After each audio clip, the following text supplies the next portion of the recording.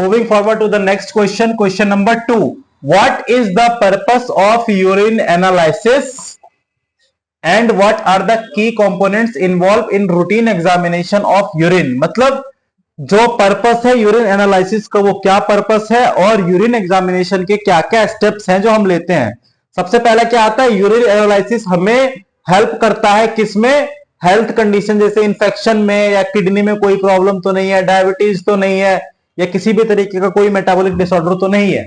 अगर पेशेंट की किडनी में कोई प्रॉब्लम है तो वो यूरिन से पता चलता है, पेशेंट को डायबिटीज है वो यूरिन से पता चलता है, पेशेंट को किसी तरीके का कोई भी इंफेक्शन है वो यूरिन से पता चलता है, या पेशेंट को किसी भी तरीके का कोई मेटाबॉलिक डिसऑर्डर है वो यूरिन से पता चलता है। ठीक है, अब इसके कंपोनेंट्स क्या क्या है। सबसे पहला कंपोनेंट है फिजिकल एग्जामिनेशन। हम ये चेक करते हैं कि यूरिन का जो कलर होता है, ठीक है, वो नॉर्मल कलर है, जैसे कि कलर है normal range from pale yellow to amber, ये नॉर्मल है।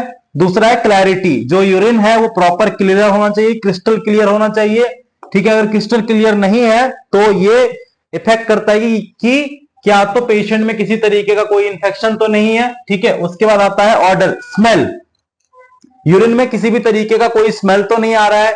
अगर यूरिन में कोई स्मेल नहीं आ रहा है तो यूरिन बिल्कुल नॉर्मल है, पेशेंट बिल्कुल नॉर्मल है।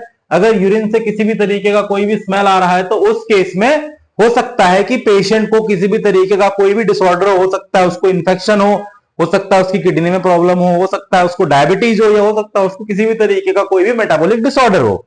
अब दूसरा आता है केमिकल एग्जामिनेशन। अब केमिकल एग्जामिनेशन में क्या करते हैं हम, केमिकल एग्जामिनेशन में हम बेसिकली ये चेक करते हैं कि जो पेशेंट का यूरिन है उसका पीएच क्या है, मतलब एसिडिक है या अल्कलाइन है, उसमें प्रोटीन, ग्लूकोज, कीटोन्स, ये सारी चीजें तो नहीं है। अगर ये सारी चीजें हैं तो या तो पेशेंट की किडनी में कोई प्रॉब्लम है या पेशेंट को डायबिटीज है। उसके बाद ये चेक करते हैं पेशेंट की यूरिन में ब्लड तो नहीं आ रहा, बिलिरुबिन तो नहीं बढ़ा हुआ है, नाइट्रेट तो नहीं बढ़ा हुआ है, ल्यूकोसाइड एस्टरेज तो नहीं है। ये सारी चीजें इंडिकेट करती है किडनी में इंफेक्शन है या यूरिनरी ट्रैक में कोई प्रॉब्लम है। अब अगर मैं माइक्रोस्कोपिक एग्जामिनेशन की बात करूं, ठीक है, तो अगर यूरिन में आरबीसी डब्ल्यूबीसी आता है तो ये सजेस्ट करता है कि हो सकता है किडनी में कोई इंफेक्शन हो।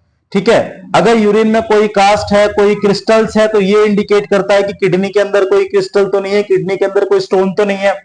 और या अगर किडनी यूरिन में कोई बैक्टीरिया या यीस्ट या पैरासाइट पाया जाता है तो ये इंडिकेट करता है कि यूरिन में किसी तरीके का किडनी में या बॉडी के अंदर किसी भी तरीके का कोई इंफेक्शन तो नहीं है।